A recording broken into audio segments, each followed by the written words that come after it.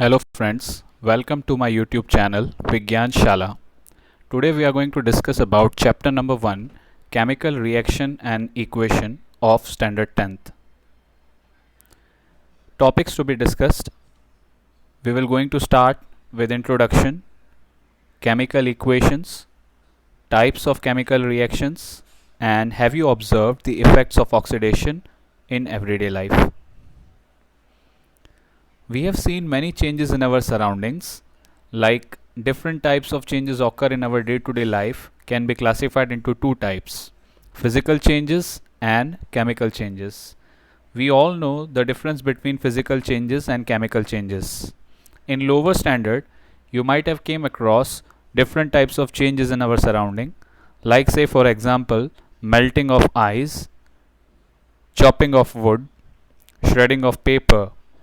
All these changes are termed as physical changes. Now, why they are called physical changes? Because in these changes, we cannot see any new substances formed, only the state of matter is changed. Whereas, some changes occur with the change in properties of a substance chemically. Like, for example, burning of wood, rotting of banana, mixing vinegar and baking soda, as well as fireworks, burning of firecrackers. In these changes, initially the substance has different chemical properties, and after the change, chemical properties of substance also changes.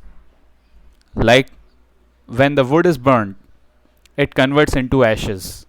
Now the properties of ashes are quite different compared to the property of wood. So what is the meaning of physical change and chemical change? Changes in which no new substance is formed, only state of matter is changed are called physical changes. That is, there is no change in chemical composition of matter. Whereas, changes in which a new substance is formed with different chemical properties, they are called chemical changes. Now, how we can identify whether a chemical change is taking place or not? So, there are 5 conditions to identify whether a chemical change is taking place or not. Number 1, color change. Number 2, formation of precipitate. Number 3, formation of gas. Number 4, odor or smell changes. Number 5, change in temperature. And number 6, change in taste of a substance. So जब भी chemical change होगा, आपको matter की ये सारी properties change होती हुई नजर आएंगी. Change in colour, like rusting of iron. जब आयरन रस्ट होता है तो इनिशियली उसका कलर कुछ और होता है, और रस्टिंग के बाद वो रेडिश ब्राउन लेयर फॉर्म करता है. अब इसको समझते हैं एक एक्टिविटी के थ्रू. हमें एक मैग्नीशियम रिबन लेना है which is about 3 to 4 centimetre long. Magnesium metal की एक स्ट्रिप लेनी है and we have to rub it with sandpaper. अब हम इसे सैंड पेपर से क्यों रब करेंगे? बिकॉज मैग्नीशियम रिबन जो है, जब वो ऑक्सीजन के एक्सपोजर में आती है, काफ़ी लंबे समय तक जब वो ऑक्सीजन के एक्सपोजर में रहती है, तो उस पर ऑक्साइड लेयर फॉर्म होता है. सो माइट बी पॉसिबल वो ऑक्साइड लेयर उसे लीस्ट रिएक्टिव बना दे. इसीलिए सैंड पेपर से पहले उसका वो ऑक्साइड लेयर निकाल देना है. Now we have to hold it with a pair of tongs and burn it using a spirit lamp or burner. Collect the ash so formed in a watch glass. Burn the magnesium ribbon, keeping it away as far as possible from your eyes. तो जिस तरह से activity में हमें instructions दिए गए हैं, उसके हिसाब से हम उसे परफॉर्म करेंगे. सो जैसा आप वीडियो में देख सकते हो, मैग्नीशियम रिबन को एक टोंग की मदद से हम लोग होल्ड करके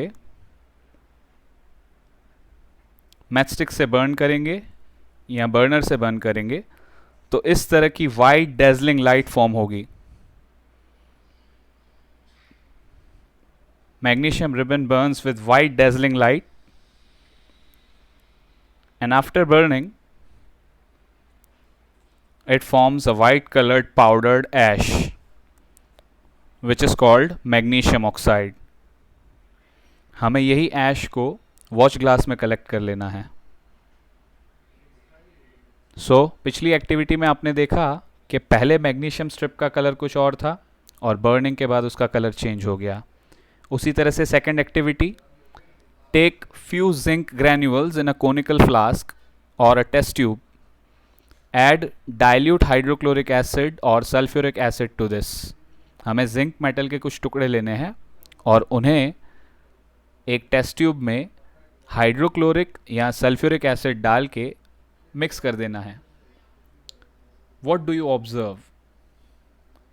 जब आप ये एक्टिविटी करेंगे तो उसमें आपको ब्रिस्क एफरवेसेंस फॉर्मेशन देखने मिलेगा।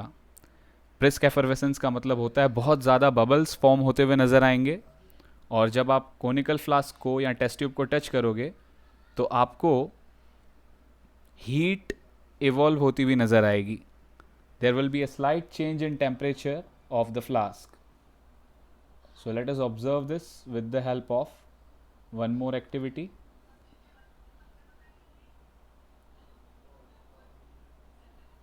जैसे ही मैंने टेस्ट ट्यूब में जिंक मेटल डाला, बबल फॉर्मेशन होना शुरू हो गया। बहुत ही ज़्यादा ब्रिस्क एफरवेसेंस फॉर्मेशन होगा।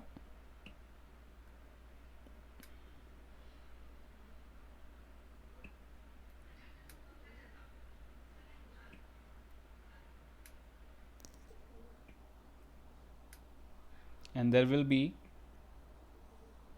rise of temperature in the test tube.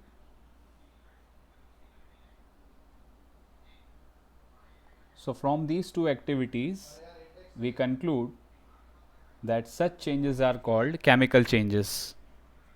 So whatever chemical change we observe in our day-to-day life is actually termed as chemical reaction.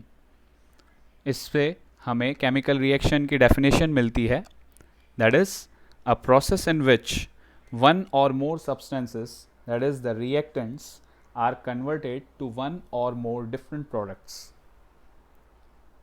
Some examples of chemical reaction can be seen.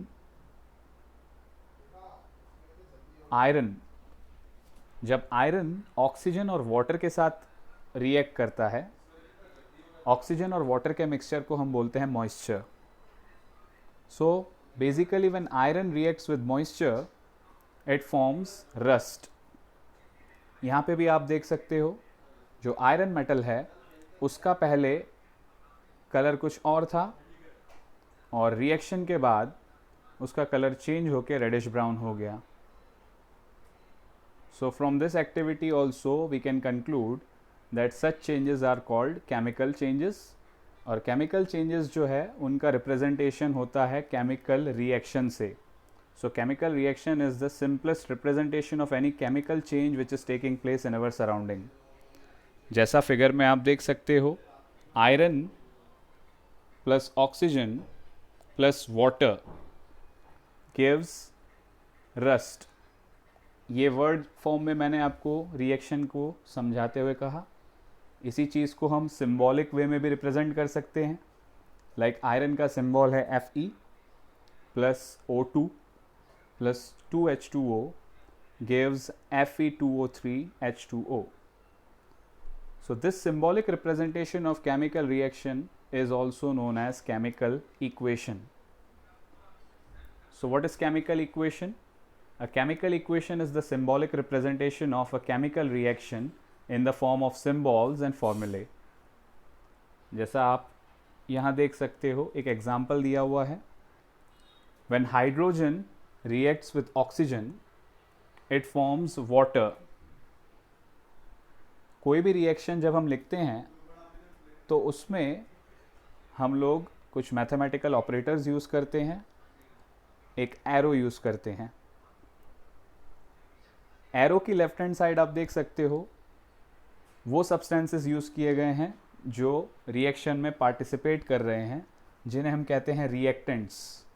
और arrow की right hand side आप देखोगे तो reaction के बाद जो result हमें मिलता है, जिसे हम कहते हैं प्रोडक्ट, वो रिप्रेजेंट किया गया है। सो कोई भी केमिकल इक्वेशन जो है उसके लेफ्ट हैंड साइड पे आपको रिएक्टेंट्स देखने मिलेंगे और राइट हैंड साइड पे आपको प्रोडक्ट्स देखने मिलेंगे। How to write chemical equations in different ways? There are different ways to write a chemical equation.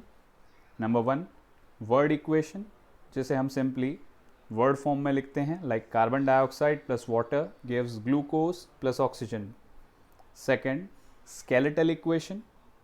Skeletal equation जो है उसमें हम लोग symbols यूज़ करते हैं, chemical formulas और symbols यूज़ करते हैं. Number 3, skeletal equation with phases. अब phases से कहने का मतलब होता है उन सारे सब्सटेंसेस के physical state. Like carbon dioxide जो है वो गैशियस फॉर्म में यूज़ हो रहा है तो उसके आगे हमने स्मॉल g लिख दिया. वाटर लिक्विड फॉर्म में है तो स्मॉल l लिख दिया. ग्लूकोज सॉलिड फॉर्म में है तो s लिख दिया. और ऑक्सीजन गैशियस फॉर्म में है तो g लिख दिया. Next, balanced equation. फ्रेंड्स, जो भी केमिकल रिएक्शन हम लिखते हैं उसे हमेशा बैलेंस्ड फॉर्म में लिखना ज़रूरी है. Now what is the meaning of balanced equation? We are going to discuss this in next video. Till then, thank you.